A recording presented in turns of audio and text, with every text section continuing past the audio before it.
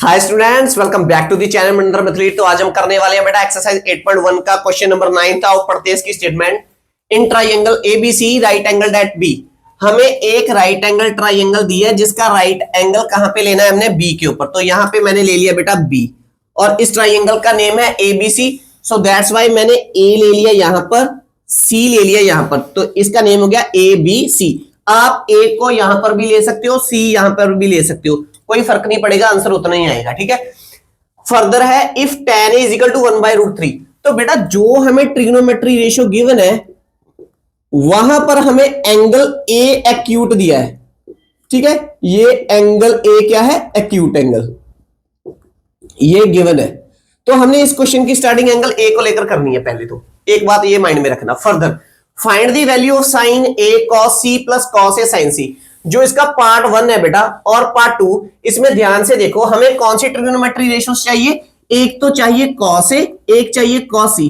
तो that's mean मुझे cos की वैल्यू चाहिए एंगल सी के लिए भी, एंगल ए के लिए भी। सेम एज साइन ए और साइन सी की वैल्यूज भी चाहिए एंगल ए के लिए भी, एंगल सी के लिए भी।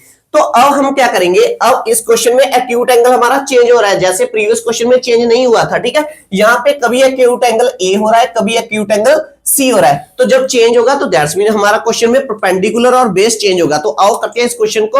आसान है बट आपने इसको ध्यान से करना है। आओ करते हैं फटाफट। तो हमने इसकी स्टार्टिंग करनी है टैन एंगल ए से। तो हमें एंगल ए दिया है बेटा, तो एंगल ए दिया, तो tan a की ट्रिग्नोमेट्री रेशियो किसके इक्वल होती है, परपेंडिकुलर और बेस के। अब हम ट्रिक लर्न कर चुके हैं इसकी कि ट्रिग्नोमेट्री रेशियोस को याद कैसे करना है। पंडित बद्री प्रसाद हर हर बोले सोना चांदी तोले। तो जो tan वो बेटा किसके इक्वल होता है, परपेंडिकुलर अपॉन बेस के। तो हमने यहाँ पे ले लिया परपेंडिकुलर अपॉन बेस।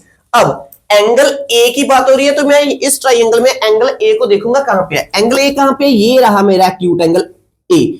तो मैं इसको लूंगा थीटा। तो एंगल ए के बिल्कुल सामने मुझे क्या मिलेगा, मुझे मालूम है कि थीटा के सामने हमेशा क्या होता है, एक्यूट एंगल के सामने हम हमेशा क्या लेते हैं बेटा, परपेंडिकुलर, जो गिवन होता है। ठीक है, तो ये हो गया मेरा परपेंडिकुलर। अब परपेंडिकुलर कौन सा हुआ, बीसी।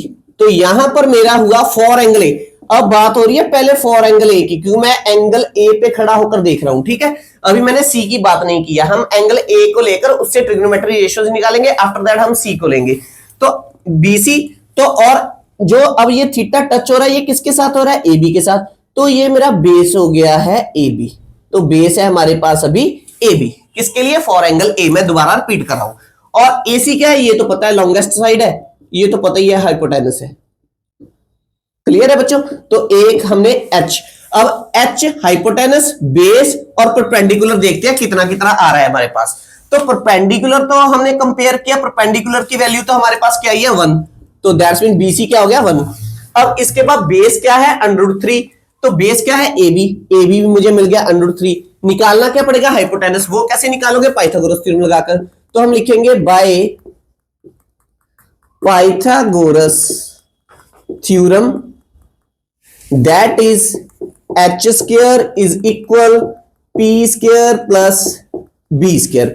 हाइपोटेनस स्क्वायर किसके इक्वल हो गया बच्चों, 1 स्क्वायर प्लस b है हमारे पास √3 स्क्वायर। अब ये √3 के साथ इसकी स्क्वायर क्या हो जाएगी, कैंसिल हो जाएगी। तो h स्क्वायर हमारे पास आया 1 + 3 h square is equal 4 and we get the value of h √4 is equal to 2। तो हमने h निकाल लिया बेटा, हमारा h आ गया है 2। क्लियर है। अब तीनों साइड्स पता चल गई है ना। अगर तीनों साइड्स हमें पता होंगी तो हम कोई भी ट्रिग्नोमेट्री रेशियो निकाल सकते हैं। तो एक ट्रिग्नोमेट्री रेशियो पता हो तो कोई भी ट्रिग्नोमेट्री रेशियो इसी वजह से निकाली जा सकती है। तो हमें कौन कौन सी ट्रिग्नोमेट्री रेशियोस चाहिए, पहले तो हमने एंगल ए से स्टार्टिंग की है। तो हमें पहले तो वो एंगल चाहिए फॉर एंगल ए के लिए कौन सी ट्रिग्नोमेट्री रेशियो चाहिए, साइन ए की। ठीक है, साइन ए चाहिए। एक हमें क्या चाहिए प्यारे स्टूडेंट्स, कॉस ए चाहिए। एक मुझे चाहिए कॉस ए, और कोई ए के लिए चाहिए साइन ए है, कॉस ए मिल गई है ना। ये दो वैल्यू हमें चाहिए। तो साइन ए किसके इक्वल होगा बेटा, पी अपॉन एच के, और कॉस किसके इक्वल होगा बेटा, बी बाय एच के। परपेंडिकुलर हमारे पास क्या है स्टूडेंट्स, बीसी। ये हो गया BC बाय हाइपोटेनस क्या है AC, that is equal to perpendicular 1/AC क्या है 2। तो हमें साइन ए की वैल्यू मिल गई है 1/2 और कॉस ए की वैल्यू क्या मिली है बच्चों, बेस अपॉन हाइपोटेनस, बेस क्या है √3 अपॉन हाइपोटेनस क्या है 2। तो यहां पे वो भी फिल कर दो ना, बेस हमारा क्या था BA या AB, हाइपोटेनस था AC इज इक्वल, ये हमें मिल गया √3/2। ये हमने निकाली है फॉर एंगल A के लिए। एक हमें कौन सी वैल्यू चाहिए, ध्यान से देखो, एक अब हमें चाहिए sine C cos C, sorry, एक हमें चाहिए साइन C, है ना। अब एंगल C के लिए, तो जब हम एंगल C के लिए निकालेंगे फॉर एंगल C, तो ध्यान रखना परपेंडिकुलर और बेस ये दोनों क्या हो जाएंगे बच्चों, चेंज होंगे, है ना। तो आओ करते हैं चेंज। तो इसे इरेज कर दो, इसे भी इरेज कर दो और यहां से थीटा को भी उड़ा दो, क्योंकि अब हमने किसके ऊपर खड़े होना है, एंगल C के ऊपर। मुझे वैल्यूज चाहिए cos C की और sin C की। जब C के लिए चाहिए तो हमने खड़े कहां पे होना है, C के ऊपर। तो हम एंगल C के ऊपर खड़े होंगे, तो अब थीटा बन जाएगा ये। अब इस थीटा के बिल्कुल सामने, यहां पर बिल्कुल सामने हमारे पास जो AB है, ये अब क्या बन जाएगा, परपेंडिकुलर, परपेंडिकुलर। और जो इस थीटा के साथ है बिल्कुल टच हो रहा है, ये क्या बन जाएगा प्यारे स्टूडेंट्स, बेस। ये चेंज हो गया, बस इससे वैल्यूज निकाल लो। तो एक हमें चाहिए वैल्यू ऑफ साइन C, एक चाहिए वैल्यू ऑफ कॉस C, ठीक है। तो साइन C क्या होगा बेटा, P/H, क्योंकि रेशियो तो सेम रहेगी। पर अब की बार परपेंडिकुलर क्या हो गया बेटा, अब की बार परपेंडिकुलर हमारा हो गया AB और हाइपोटेनस तो सेम रहने वाला है। तो ये कितना हो गया प्यारे स्टूडेंट्स, √3/2 और सेम एज cos C क्या हो गया, B/H। अब की बार बेस क्या है आपका, BC है, जो पहले परपेंडिकुलर था अब वो बेस बन चुका है AC। तो यहां पे क्या आएगा, BC क्या था 1, AC क्या है 2।